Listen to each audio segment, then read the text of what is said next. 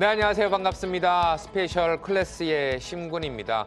한국경제TV 와우넷이 자랑하는 MZ세대 전문가이자 밸류에이션의 대가 한준영 대표님과 함께 이야기 나눠보도록 하겠습니다. 안녕하십니까? 안녕하세요. 자, 대표님, 지난 시간 첫 방송이 나갔을 텐데, 자, 방송 보고 나서 주위에서의 반응, 이야기들 어떻게 좀 나오던가요? 일단은 이제 방송에 들어오신 분들이 다들 대부분의 반응들이 새롭다. 새롭다. 그리고 저는 이제 작년부터 방송을 했을 때 이제 목표 주가를 얘기를 할 때 항상 PER, PBR 밴드를 통해서 얘기를 했었는데 네.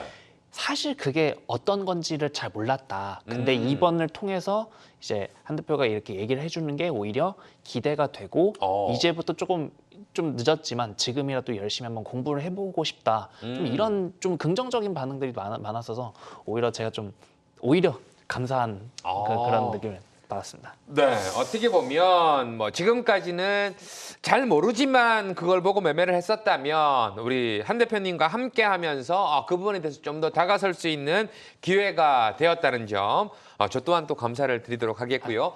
자, 앞으로도 그런 기회를 삼아서 많은 분들에게 도움이 되는 방송이 되도록 최선을 다하도록 하겠습니다. 자, 지금부터 시작되는 밸류에이션 강의, 아무래도 이제 초급자보다는 중급자 정도를 위한 방송이다 보니 아무래도 처음 보시는 분들께서는 조금은 생소해 하시는 분들도 있을 것 같은데요. 지난 시간에 밸류에이션에 대한 개념과 필요성에 대해서 소개를 해주셨는데 이 부분에 대해서 조금 다시 한번 짚어주시면 감사하겠다 이런 생각이 좀 듭니다. 자, 이게 이제 지난번에 한번 우리가 다뤘던 내용인데 좀 차근차근 한 번 더 좀 살펴보겠습니다. 네. 그래서 지난주에 제가 강조했던 거는 이제 첫 번째 부분이었습니다. 가치 판단이랑 이런 거는 이미 우리에겐 너무나도 익숙했다. 너무나도 익숙했는데 다른 거에 대해서는 다 가치 판단을 했는데 왜 이제 주식에 대해서만 가치 판단을 안 하는가? 그게 안 하는 건지 못 하는 건지 사실 몰라서 못했다고 저는 그렇게 생각을 하거든요. 그 부분을 제가 좀 채워드리고자 이 강의를 개설을 한 겁니다. 네. 그래서 좀 간단하게 말씀드리면 가치 판단이란 이제 우리에게 너무 익숙하다. 이제 학교길에 있는 이제 초등학생부터 마트를 보시는 주부님들 아니면 뭐 이제 직장 가장 그 집을 구하는 가장분들 아니면 사회 초년생들 이런 사례들을 들어가면서 가치 판단은 이미 우리 일상에 너무나도 당연했던 왜냐? 이제 두 번째 가치 판단을 하는 이유는 우리가 갖고 있는 자원이 한정적이기 때문이다.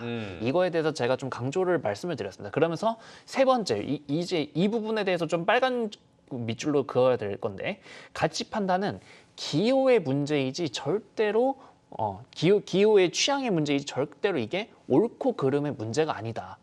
이거에 대해서 아주 쉽게 이제 학교길에 가는 이제 초등학생이 이제 그 친구가 이제 배가 고프면 갖고 있는 1,000원으로 그 친구가 배가 고프면 그 친구는 이제 떡볶이를 사 먹을 거고 그 친구는 이제 친구들과의 즐거운 시간을 보내기 위해서는 PC방을 갈 거고 등. 근데 뭐가 됐든 정답이 있는 건 아니다. 다시 한번 말씀드리지만 가치 판단은 기호 및 취향의 문제이지 옳고 그름의 문제가 아님을 제가 한 번 더 이 자리를 통해서 좀 강조를 드리겠습니다. 그리고 이 부분에 대해서는 제가 이제 이 클래스 강의 내내 강조를 드릴 거예요.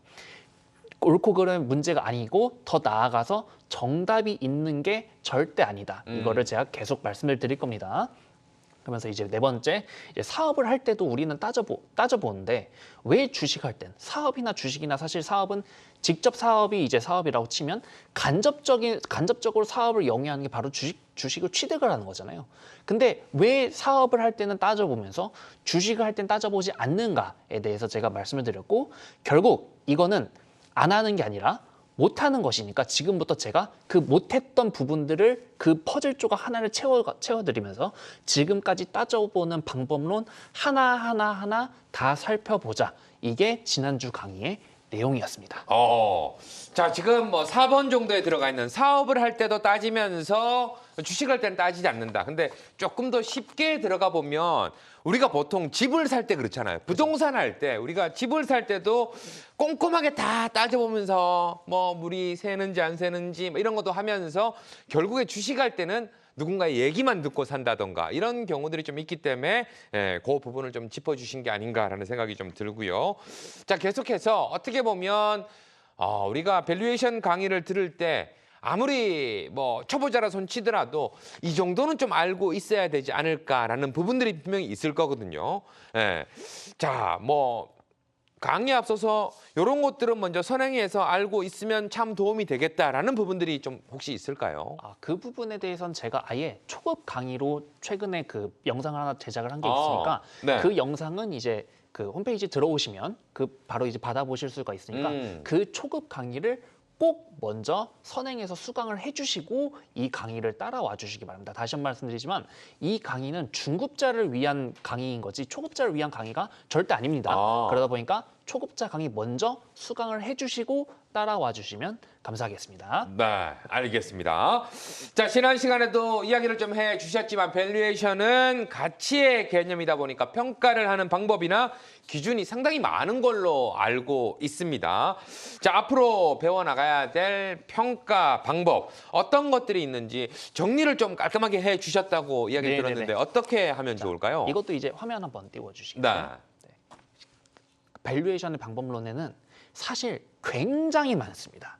굉장히 많지만 아주 기본이 되는 방법론부터 실전 투자에서 쓰이는 방법론까지 끝까지만 알려면 한 이 정도는 알고 계셔야 된다. 좀 의미에서 이 정도는 좀 갖고 와봤거든요.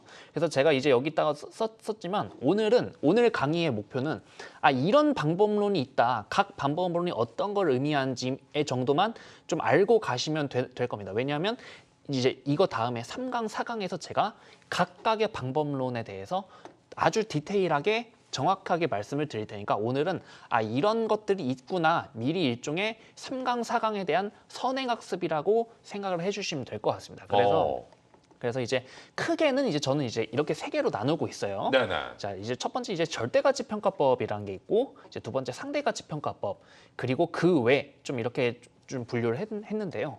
이제 이 부분에 대해서 제가 이따가도 이제 그 강의 때도 말씀을 드리겠지만 절대가치 평가법은 이제 앞에 그 단어에서 절대라는 단어가 들어갔잖아요. 네네. 절대라는 단어는 사실 그 바뀌지 않는 거거든요. 그러니까 이 절대가치 평가법에는 이 가치 평가법 즉 주가에 대한 평가를 할 때 주가가 변수가 되지가 않아요.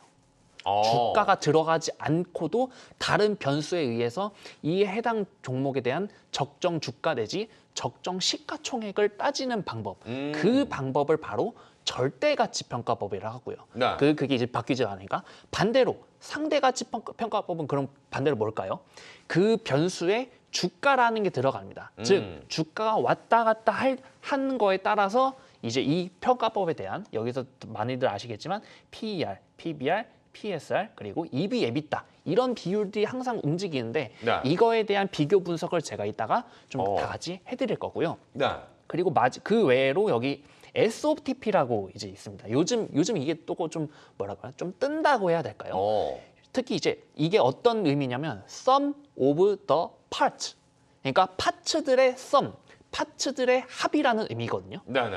특히 요즘은 지주회사들이 사업도 영위하는 경우가 굉장히 많아요. 그렇죠. 예전에는 지주회사들은 그냥 자회사만 관리해서 자회사에서 올라오는 이제 이익으로만 그걸 지분법으로 가져서 그거에 대한 밸류에이션만 했었다면 네. 요즘은 이제 예를 들어서 뭐 LG화학이라든가 아니면 에코프로라든가 뭐 이런 아주 핫한 지주회사들이 직접 사업까지 영위를 하는 경우가 많거든요.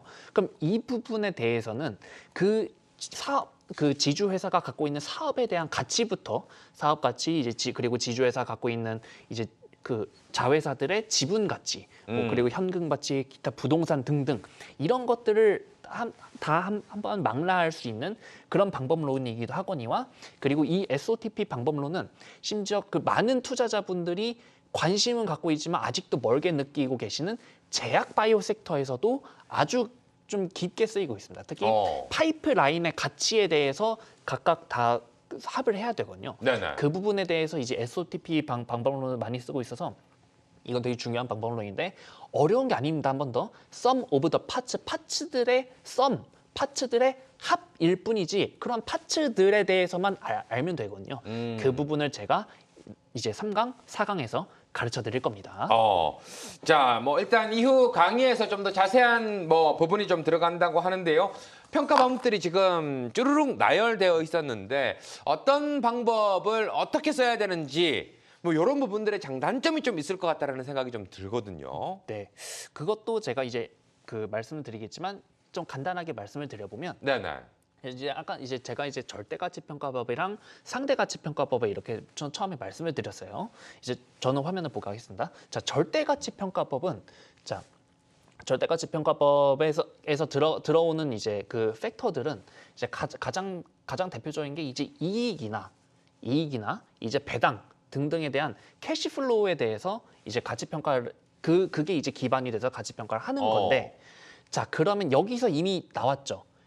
캐시플로우가 들어오는 업종 내지 섹터 내지 종목에 대해서는 이 절대가치평가법을 쓸 수가 있습니다. 근데 그럼 반대로 생각을 해보면 캐시플로우가 발생하지 않는 종목들도 많을 거 아니에요. 네네. 가장 대표적인 게 물론 비상장 회사지만 지금 마켓컬리가 좀 그런 상황이잖아요. 그렇죠. 매출은 발생을 하는데 정작 아직은 성장하고 있는 단계다 보니까 지금 이 마켓컬리 이 회사가 그 이익이 발생하지가 않아요. 그럼 이 회사에 대해서는 절대가치평가법을 쓸 수가 없는 거야?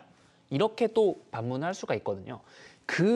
그런 케이스들이 있기 때문에 그런 케이스에 대해서는 절대가치평가법이 아닌 상대가치평가법을 쓸 수도 있거든요. 네네. 여기 상대가치평가법 특히 이제 여기 나오는 여기 지금 커서 보이시겠지만 PSR이라는 지표가 있습니다. 네네. PER은 다들 아실 거예요. 프라이스 어닝 레이시오인데 어닝이 이제 이익이잖아요. 어닝이 안 나지만 프라이스 세일즈 레이시오가 있습니다. 세일즈는 바로 매출. 이 논리는 매출로 이제 튀겨서 이제 기업이 성장을 한 다음에 시장을 잠식을 해나가면 그때부터 비용을 통제하면 이익은 날 것이다. 그러니까 그 전까지는 PSR 밸류에이션으로 한번 가치평가를 해보자. 좀 이런 가치평가법이거든요. 그래서 각각 종목, 각각 섹터, 그 종목이 속해 있는 섹터, 산업들 내지는 그 종목의 고유 이슈에 대해서 이런 거에 대해서 가치평가법을 다 각기 적용을 해야 되는 건데 이 부분을 제가 3강, 4강에서 더 디테일하게, 더 자세하게 말씀을 드릴 겁니다. 네. 자, 지금 밸류에이션 방법론에 대해서 이야기를 좀 들어봤는데 어떻게 좀 기준을 잡아야 되는지 좀 더 자세한 거는 뭐 나중 또 강의에서 자세히 설명해 주신다고 하니까 궁금하지만 좀 참도록 하겠고요. 돌발적으로 하나 질문을 좀 드리고 싶은데 어떻게 보면 기업의 현재 가치가 있을 거고 미래 가치가 있을 거 아니겠습니까? 그렇죠. 이 부분들을 어떻게 또 우리가 조합을 해서 구성을 좀 해야 되는지에 대한 부분. 비중을 채울 때는 지금 돈을 잘 버는 기업, 그리고 나중에 잘 벌 수 있는 기업 이런 것들. 그래서 보통 우리가 많이 눈이 가는 기업들이 바이오나 이런 기업들이 많이 가지 않겠습니까? 이런 부분들을 어떻게 좀 설정하세요? 아주 좋은 엄청난 돌발 질문이라서 좀 놀랐는데요. 네. 이 부분에 대해서 제가 이따 강의 때 여러분들의 허를 찌를 만한 그런 내용들을 말씀을 드릴 겁니다. 미리 말씀드리지만 사실 뭐는 일부 이렇게 접근하시기보다는 네네. 정확한 그걸 관통하는 원리 원칙이 있을 거거든요. 그 부분에 대해서 제가 이따 강의 때 여러분들의 허를 확실하게 찔러드리겠습니다. 자, 그렇기 때문에 강의를 끝까지 지켜보셔야 된다는 점 다시 한번 이야기를 드리도록 하겠고요. 보통 이제 뭐 증권회사도 그렇고 뭐 정보를 좀 내어주는 기관들도 그렇고 밸류에이션 밴드라는 부분을 많이 쓰게 되더라고요. 자, 이 부분에서는 어떻게 좀 살펴보면 좋을지, 밴드의 활용도는 또 어떻게 되는 건지 이런 점도 좀 많이 궁금합니다. 네, 밸류에이션 밴드 활용도 이거는 이제 상대가치평가법에서 쓴 이제 그런 이제 활용법인데, 네. 자 화면 한번 띄워주시겠어요? 자, 이 밴드에 대해서는 많은 분들이 다들 보셨을 겁니다. 특히 어디서 보셨다? 네이버 증권에서 아마 보셨을 텐데요. 그렇죠. 그 네이버 증권에서는 바로 이 컴퍼니 가이드라는 홈페이지에서 따오는 거거든요. 이게 바로 컴퍼니 가이드에서 이제 볼 수 있는 이제 그런 화면인데요. 자, 해당 종목은 이제 최근에 또 실적 발표를 한 삼성전자에 대한 그 밸류에이션 밴드입니다. 이제 PER 밴드, PBR 밴드 이렇게 나오는데요. 여기서 보시면 이건 어떻게 봐야 되냐면 미리 좀 이것도 나중에 말씀드리겠지만 미리 지금 원 포인트로 말씀드리면 지금 이제 이 꼬불꼬불꼬불 이게 직선으로 쭉쭉쭉 돼 있는 것들은 이제 이 밴드고요. 그리고 여기서 꼬불꼬불꼬불한 게 요게 이제 바로 주가거든요. 네네. 주가의 위치가 지금 어느 밴드에 있느냐 그걸 보는 거예요. 예를 들어서 자 PER 밴드를 조금 확대를 해보겠습니다. 이제 왼쪽에 이제 PER 좀 더 확대를 하면 자, 이 PER 밴드를 보시면요. 이제 이게 PER 밴드예요. PER 밴드.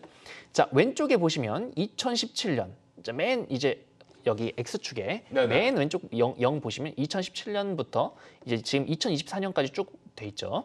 맨 밑에 보시면요.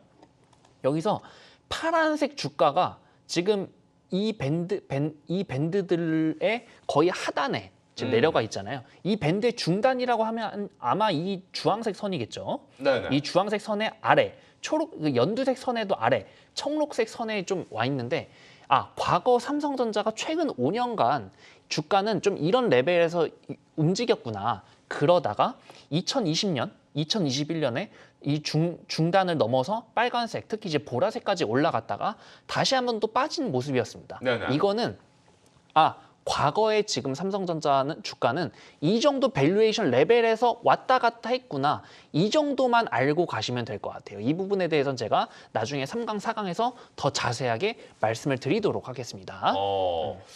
자, 삼성전자가 최근에 이제 잠정 실적을 발표하면서 나온 부분을 가지고 이제 밴드를 통해서 이야기를 좀 해주면서 활용법에 대해서 이야기를 해주셨는데 이거는 뭐 네이버 들어가셔갖고 편안하게 검색도 해볼 수 있는 부분들이니까 그 점은 또 앞으로 배워가면서 찾아보시면 좋을 것 같고요. 자, 밸류에이션 밴드나 우리가 차트 같은 부분도 어떻게 보면 다 데이터라는 측면에서는 똑같잖아요. 자, 그런데 어떤 부분에 있어서 투자자분들이 나는 이쪽으로 좀 더 선호하고 싶어. 나 이쪽으로 좀 더 해보고 싶어. 이렇게 또 생각하시는 분들도 있을 거라고요. 우리가 이제 기본적으로 기본적 분석과 기술적 분석에 대해서 차이점을 좀 두고 있는 분들이 계시는 것 같은데 그렇죠. 이거는 상호 보완적인 관계이라고 또 볼 수도 있을 것 같은데 어떻게 좀 보고 계세요? 전적으로 동의를 하고요. 사실 우리가 보는 거는 이 차트 이제 주식의 그 이제 주가 차트든 네. 아니면 제가 방금 보여드린 이제 PER 밴드의 차트든 이제 더 나아가서 이제 이제 방금 말씀드린 거는 기술적 분석의 영역이었고 기본적 분석으로 가면 이 회사의 과거 재무제표, 재무 데이터 등 네. 이런 것들 다 선형으로 나타낼 수가 있잖아요. 이런 것들은 다 하나같이 과거의 데이터인 거예요. 과거의 데이터란 점에서는 차트든 재무제표든 아니면 심지어 기업의 IR 자료, 과거 이제 이 회사의 대표의 이제 인터뷰 등 이런 것들은 다 과거의 그 자료일 뿐이고 네네. 그런 의미에서 이 과거의 자료들에 대한 그 중요성은 다 비중이 같을 겁니다. 즉 뭐가 더 중요하고 뭐가 좀 덜 중요하고 이런 취사 선택의 이슈는 아니고 다 똑같이 중요하고 다 똑같이 다 똑같이 이제 중요하게 생각을 해야 된다. 그러면 제가 이제 여기서 말씀드리고 싶은 거는 제가 이제 첫 번째 강의 때도 말씀을 드렸어요. 어떻게 말씀드렸냐면 우리가 궁금한 거는 오늘의 주가가 아니에요. 우리가 궁금한 거는 내일의 주가, 미래의 주가인 거지. 그걸 알아보려고 우리가 지금 이 공부를 하는 거지. 그렇죠. 우리는 과거의 데이터, 과거의 주가는 궁금하지 않거든요. 근데 과거의 주가는 이미 과거의 데이터들의 합이라고 볼 수가 있어요.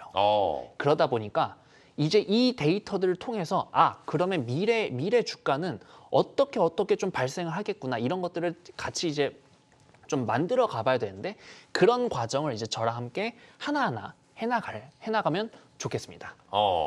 자, 마지막으로 이 질문도 하나 드리고 싶습니다. 어떻게 보면 이제 방금 전에 밸류에이션 활용도에 대해서 방법론에 대해서 좀 이야기를 해 주셨는데 일단 저희가 보통 많이 듣기로는 상대평가 가치법에 대해서 많이 좀 듣거든요. 그죠? 근데 대표님은 절대평가, 상대평가, 뭐 밑에 지주사들을 위한 평가도 있긴 하지만 어느 쪽으로 조금 더 선호하는 방법 좀 있는지 궁금하네요. 사실 네.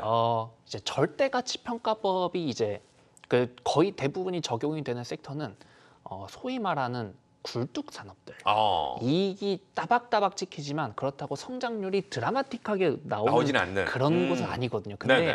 뭐 이제 MC님 아시겠지만 우리 주식 투자자가 특히나 열광하는 섹터는 성장률 50%, 100%, 1000% 빡빡빡 올라가는 이런 섹터인데 네네. 이런 섹터에 대해서는 특히나 상대가치평가법이 특히나 중요하게 좀 작용을 해서 저는 개인적인 선호도지만 네. 저는 개인적으로 상대가치평가법을 더 선호합니다. 하지만 제가 그 방송을 시청하고 계시는 수강생 여러분들께 드리고 싶은 말씀은 저는 이제 그렇게 선호하지만 네네. 그래도 알고는 다 알고 있어야 된다. 음. 좀 이 부분을 제가 한 번 더 강조를 드리겠습니다. 어쨌든 시험장 가서는 어떤 문제가 나올지 모르거든요. 그러다 보니까 우리 수험생은 모든 공식을 다 공부하고 다 알고 가야 돼요.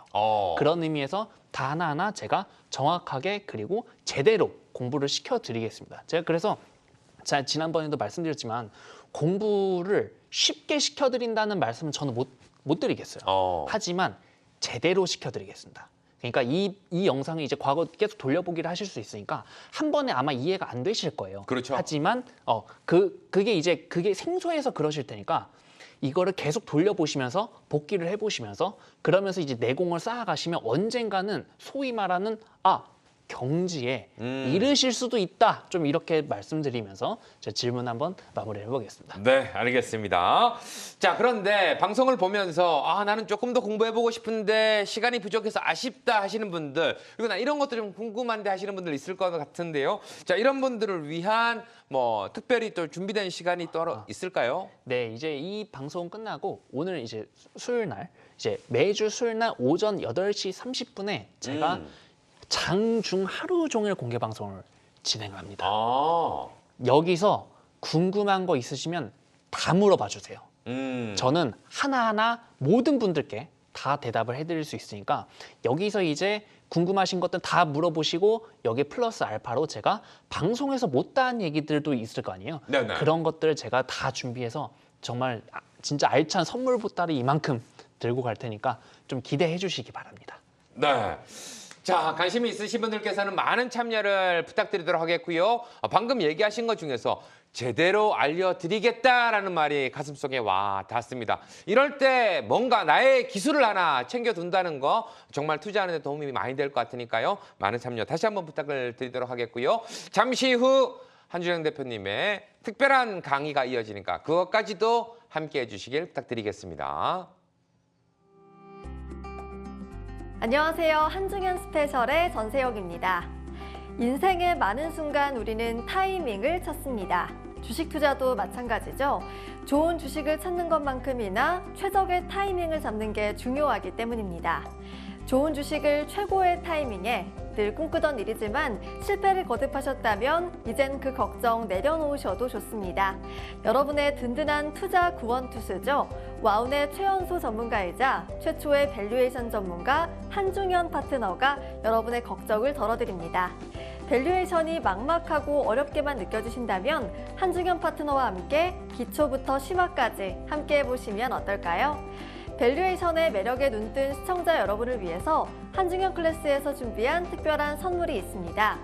샵 8338번으로 한중현 보내주시면요. 밸류에이션 초급 강의와 시총 탑10 평가 자료를 보내드립니다. 종목의 가치를 넘어 시장의 가치를, 나아가 세상의 가치를 알아보는 밸류에이션. 주식 투자의 구원투수 한중현 파트너와 함께 밸류에이션 분석에 도전해보시는 건 어떨까요? 그럼 계속해서 만나보시죠.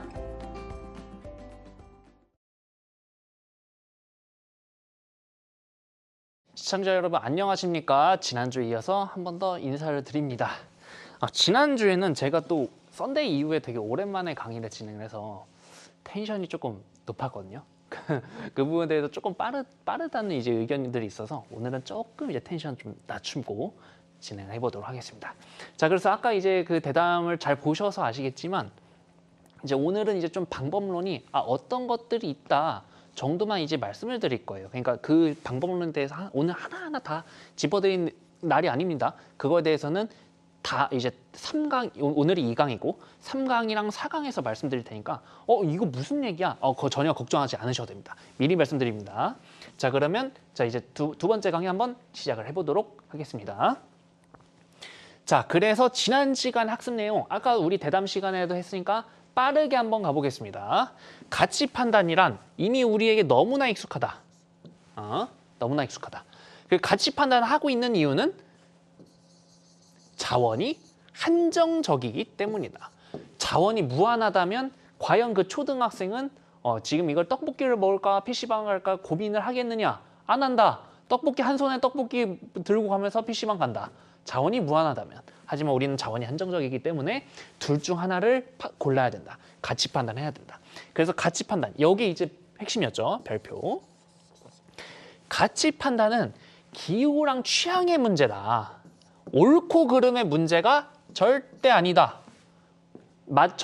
즉 정답이 있는 게 절대 아니다. 한 번 더 말씀드릴게요. 자, 그래서 사업을 할 때도 우린 따져본다. 근데 직접 사업을 할 때 따져보는데 간접 사업인 이거는 주식이 이제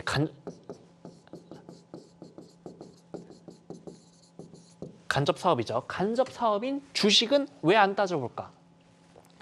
안 따져보는 게 아니라 못 따져보는 것 같다. 그러니까 제가 이제 이 스페셜 강의를 통해서 따져보는 법을 가르쳐 드릴 테니까 지금부터 한번 따져보는 법을 우리 같이 알아가 보자. 그게 이제 지난 시간의 학습 내용이었습니다. 오케이? 자, 그러면 이제 이번 시간의 학습 목표는 좀 이렇습니다. 오늘 방법론의 종류에 대해서 얘기를 해볼 거고요. 방법론에 대해 종류에 대해서. 그러니까 어떤 종류의 어떤 방법론들이 있는지 정도만 얘기를 할 거예요.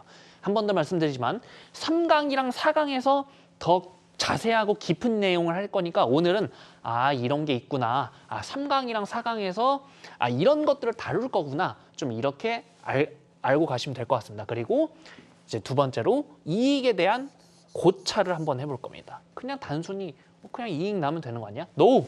미리 말씀드리지만 no! 이익에 대한 고찰을 여러분들이랑 같이 해볼 겁니다. 자, 그러면 이제 본격적으로 시작을 해볼게요. 자, 워닝! 해당 강의는 중급자용입니다. 한 번 더 말씀드립니다. 중급자용이에요. 절대 초보자용, 초급자용이 아닙니다. 본인이 이제 초급자라고 생각하시거나 아니면 이제 초급 내용은 초급자라고 생각하시는 분들 그러면 그분들은 이제 초급 내용은 선행을 좀 해주셔야 돼요. 선행은 어떻게 하신다? 뭐 이제 주식 투자 기본이라든가 재무제표 보는 법이라든가 이런 기본적인 내용들은 미리 좀 선행 학습을 하셔야 돼요. 여기서는 1 더하기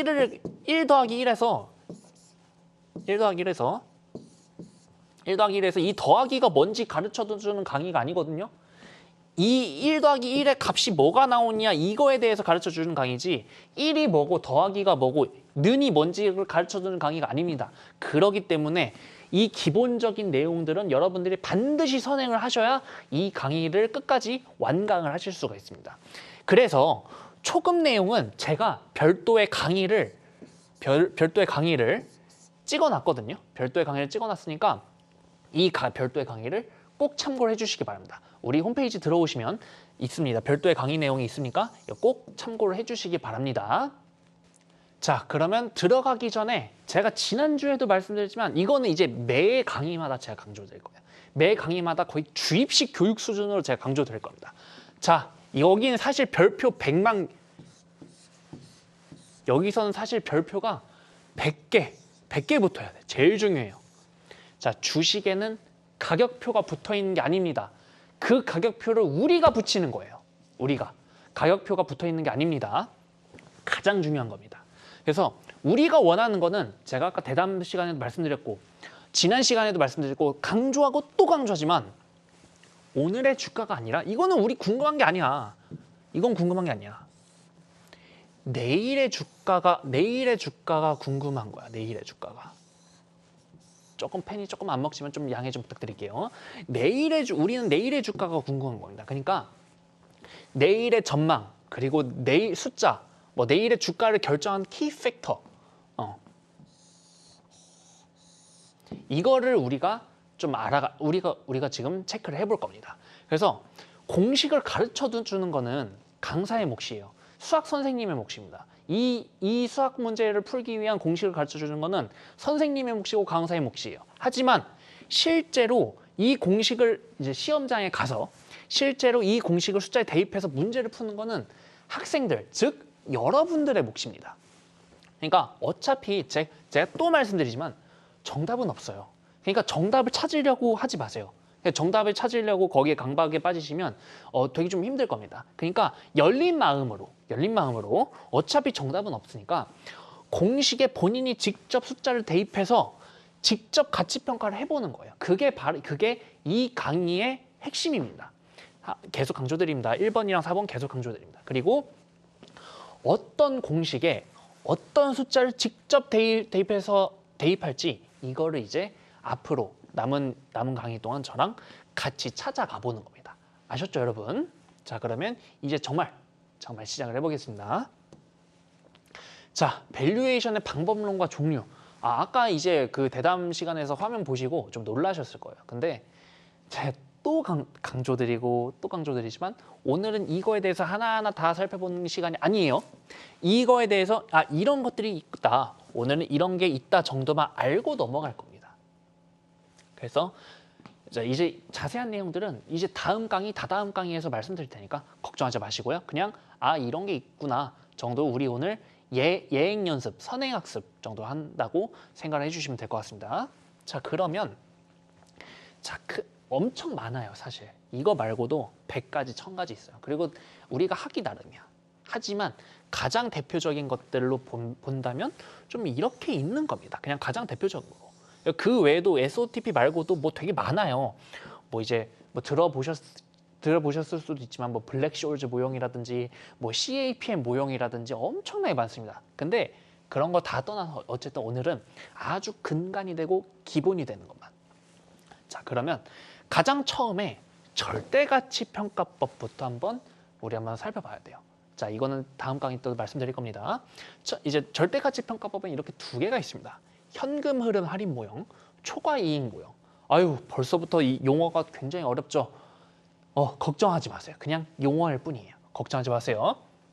자, 현금 흐름 할인 모형은 비슷합니다. 뭐랑? 배당 할인 모형. 배당 할인 모형이랑 같은 게 아니라 비슷합니다. 비슷한 거예요. 자, 여기서부터 모든 가치 평가가 출발이 됩니다. 자, 이거에 대해서 말씀을 드려보면 이제 배당 할인 모형, 영어로 DDM이라고 하거든요. 디비던드 디스카운트 모델. 자, 현금 흐름 할인 모형은 DCF,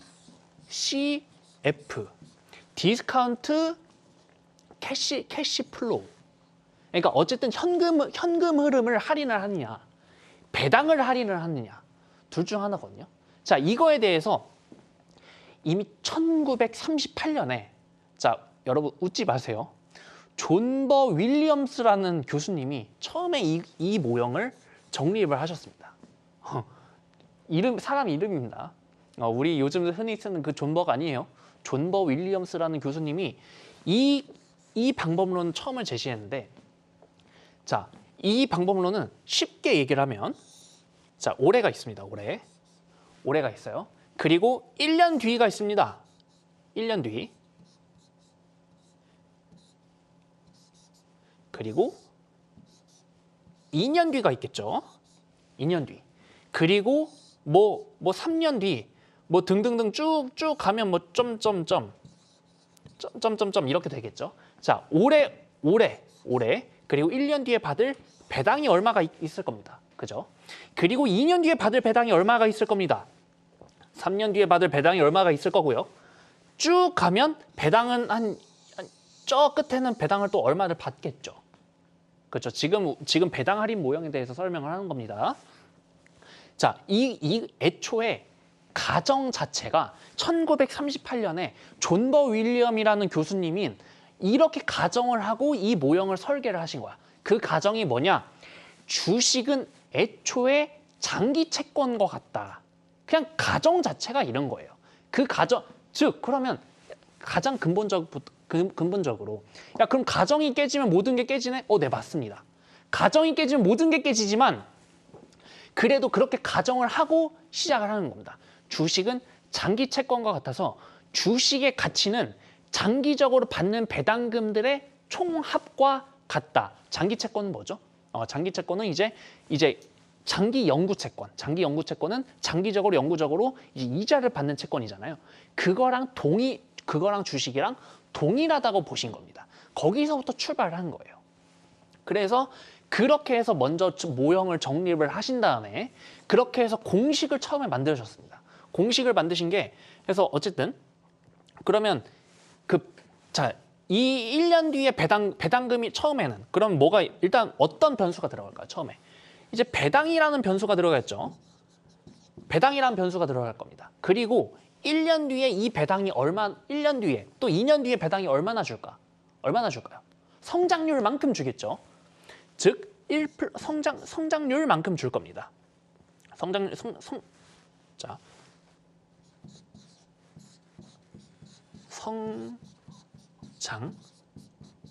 성장률만큼 증가를 할 거고요. 그리고 그거를 이제 땡겨와야 되겠죠. 왜냐하면 오늘의 100원, 이제 1년 뒤에 100원은 지금의 100원이랑 다르니까. 왜냐하면 물가 상승률, 이런 이제 인플레 상승률 이런 것들을 고려를 해야 되니까요. 즉 여기서 할인율에 대한 개념이 나옵니다. 총 이 세 가지 팩터로 처음에 주가, 프라이스를 설명을 하신 거예요. 1938년에. 1938년 이거를 이 세 가지로 이 주가를 처음에 설명하신 겁니다. 그래서 가정이 되게 많아요. 그 가정에 대해서는 제가 다음 강의 때도 설명을 해드리겠지만 이 가치평가 모형이 의의가 있는 거는 그럼에도 불구하고 주가가 아닌 다른 고정적인 팩터를 통해서 주가를 설명하려고 했다. 여기서 바로 이 모형에 대한 의의를 찾을 수 있는 겁니다. 자, 그러면 여기서 이제 되게 한계점이 많아요. 되게 한계점이 많은데 그거를 이 초과이익 모형에서 그나마 조금 보완을 한 겁니다. 어쨌든 초과이익 모형도 절대가치 평가법의 하나입니다. 그래서 이것도 제가 다음 강의 때 말씀을 드릴 거고요. 그래서 자 그리고 이제 이거 말고도 자 우리가 많이들 봤던 뭐 PER, PBR, PSR 그리고 제가 작년 하반기 때 그렇게 많이 말씀드렸던 EV, EBITDA 뭐 이런 것까지 이런 것들이 이제 상대가치 평가법 즉 여기서는 이제 프라이스 P가 중요하다. P라는 팩터가 중요하다. P라는 팩터가 중요하니까 이 상대가치 평가법으로 이제 설명한 이런 것들이 있습니다. 그 외에 이제 아까도 말씀드린 Sum of the Parts, SOTP 그런 방법론 등등 한 번 더 말씀드리지만 오늘은 이런 게 있다 정도만 알고 넘어가는 시간입니다. 이 더 자세한 내용은 다다음 시간에 제가 정말 심도 깊게 말씀을 드릴 거예요. 아셨죠? 자, 그래서 이 공식들이 방금 이게 예를 들어서 수학 문제로 치면 이거 하나하나들이 다 공식이에요. 이거 하나하나들이 다 공식인데 이 공식들이 되게 많잖아요. 이 많은 수학 공식 중에 맞는 그 문제에 맞는 공식을 활용을 해야 되는 것처럼 아까도 MC님이 말씀을 하셨잖아요. 어떤 상황에서 어떻게 해야 되는지. 많은 방법론 중에서 그때 맞는 방법론을 활용을 해야 됩니다. 그걸 제가 아까 말씀을 해주셨죠. 그래서 이게 이제 포인트예요. 그래서 밸류에이션 따져보는 이유가 뭐다? 제가 지난번에 말씀드렸지만 주식을 가격은 이래. 이거는 가격이죠. 그리고 가치는 일정하죠. 일정하게 장기 우상향이죠. 가치 대비 가격이 어느 정도인지 주식을 가치 대비 싸게 사기 위해서 우리는 지금 이 머리 아픈 걸 하는 겁니다. 이 머리 아픈 거를. 그래서 자, 성공적인 투자는 뭡니까? 뭐 주식이든 뭐 부동산이든 채권이든 외환이든 심지어 코인이든 성공적인 투자는 뭐죠? 싸게 사서 비싸게 파는 게 그게 성공적인 투자죠. 그죠? 근데 아까도 말씀드렸잖아. 주식은 뭐다? 가격보다 붙어 있지 않다. 그 가격표를 우리가 붙이는 거다. 자, 싼 값이 얼마인지 어떻게 알아? 그죠? 이거 계속 말씀드릴 거예요. 싼 값이 얼마인지 어떻게 알아? 그래서 이걸 파악하기 위해서 이 밸류에이션을 공부를 하는 겁니다. 한 번 더 말씀드리지만 싼지 어떻게 알아? 아마도 여기가 싸겠죠. 이 구간들이 싸겠지. 이 구간들이 싼 구간들이겠지.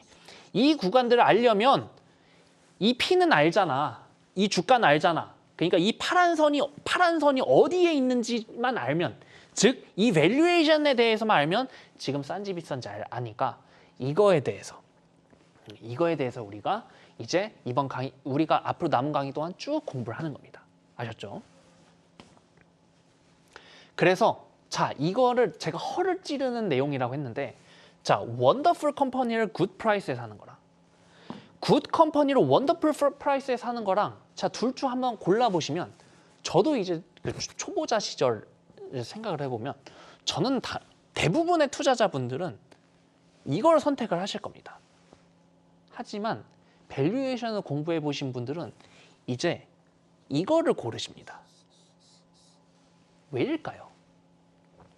자, 우리 과거로 돌아가 보자고. 자, 2000년입니다. 2000년에 최고의 우량 회사는 어디였죠? 물론 그때도 삼성전자는 우량 회사였지만 한국통신, 지금 KT죠. 한국통신, 그리고 뭐 현대제철, 포스코, 이런 데가 지금 그때 당시 최고의 회사였습니다. 근데 지금은요? 그죠? 그때 당시에 원더풀 컴퍼니가 10년이 지나고 20년이 지나고 원더풀 컴퍼니가 계속 남아있을지는 몰라요. 우리 증시 역사상 삼성전자 하나밖에 없어요. 즉 원더풀 컴퍼니는 뒤돌아보니까 아는 거예요. 그때 당시에 얘가 10년 뒤에 원더풀 컴퍼니가 될지 안 될지는 몰라요. 하지만 원더풀 프라이스는 알아요. 원더풀 프라이스는 압니다. 아까도 말씀드렸지만 여기서 예를 들어서 가격이 막 이렇게 가 있어. 이 정도 원더풀 프라이스겠죠.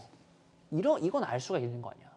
이 원더풀 프라이스의 종목들에 분산해서 투자를 해놓으면 그 중에 한두 개는 나중에 10년이 지나고 20년이 지나고 그게 바로 원더풀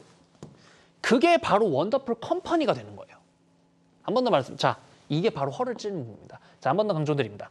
원더풀 컴퍼니는 지금 당장 모릅니다. 이건 뒤돌아보니까 아는 겁니다. 하지만 원더풀 프라이스는 지금 알 수 있습니다. 이런 종목들, 정말 원더풀한 그런 프라이스의 종목들을 여러 개를 분산 투자해서 정말 장기적으로 보유를 한다면 그런 것들이 나중에 원더풀 컴퍼니가 되는 겁니다.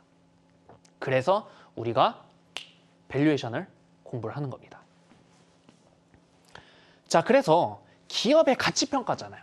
그러면 기업이 뭐야? 엔터프라이즈가 뭐야? 이거 네이버 사전이거든요. 이윤의 획득을 목적으로 운용하는 자본의 조직 단위. 바로 이윤. 요게 포인트라고. 이윤이 남겨야 돼. 일단은 항상 심화 과정, 기본 과정 기본을 먼저 하고 그다음에 심하잖아요.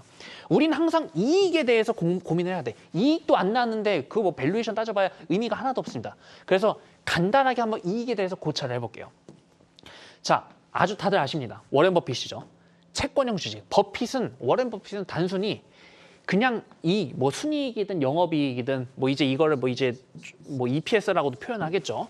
EPS든 이런 것들은 관심이 좀 과하게 말씀드리면 관심이 없었어.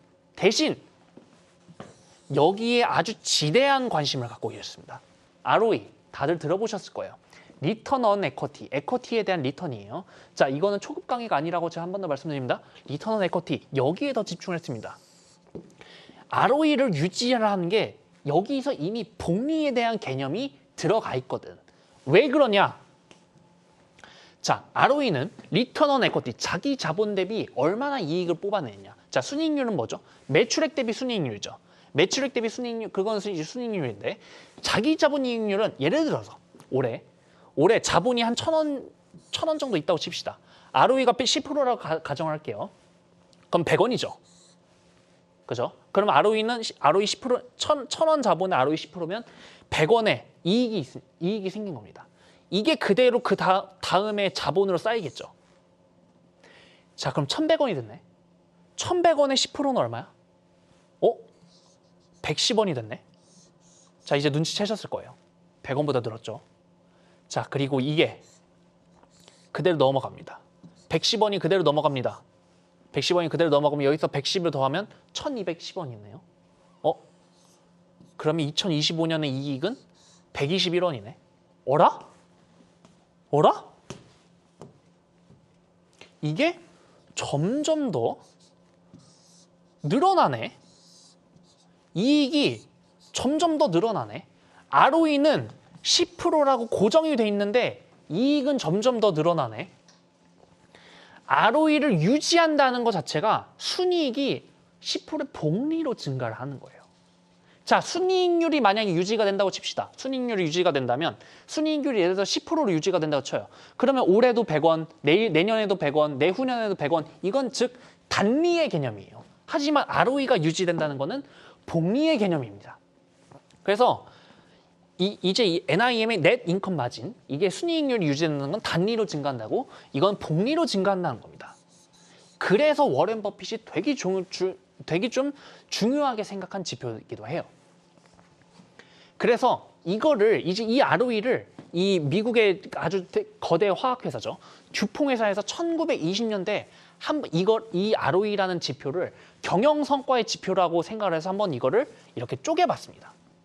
자, 여기서 보면 자, 지금 ROE는 자본 대비 순이익이죠. 자, 이게 여기까지 어떻게 나왔냐면 이렇게 쪼개고 순이익률로 쪼개고 자산 회전율로 쪼개고 재무 레버리지로 쪼갰습니다. 이렇게 치면 나중에 자, 우리 그 이제 수학 시간에 배웠지만 분자 분모 똑같으면 다 지울 수 있죠. 그럼 뭐만 남는다? 그러면 이제 순이익이랑 자본만 남아요. 그러니까 이거는 같은 거야. 이거 위에 거랑 아래 거는 같은 거야. 근데 이거를 듀퐁 회사에서 이렇게 쪼갠 겁니다. 자, 쪼개니까 자, 매출액분의 순이익. 이건 뭐다? 순이익률. 너 마진 얼마니? 너 마진 얼마니? 자, 자산분의 매출액, 자산 회전율. 너 얼마나 파니? 너 얼마나 팔아? 너 재고 얼마나 빨리빨리 누르면서 몇 개나 팔고 있어? 자, 그리고 재무 레버리지. 자본분의 자산. 그러면 이제 여기서 부채가 나오겠죠. 너 빚 얼마나 땡겼으니? 너 실제로 너 갖고 있는 돈 얼마를 운용해서 이만큼의 성과를 얻은 거니? 가장 대표적으로 예를 들어서 자, 백화점이랑 일반 그냥 편의점이라고 칠게요. 가장 대표적으로.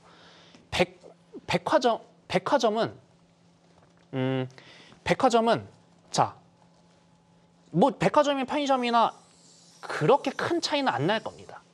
하지만 백화점은 하나당 마진이 크겠죠.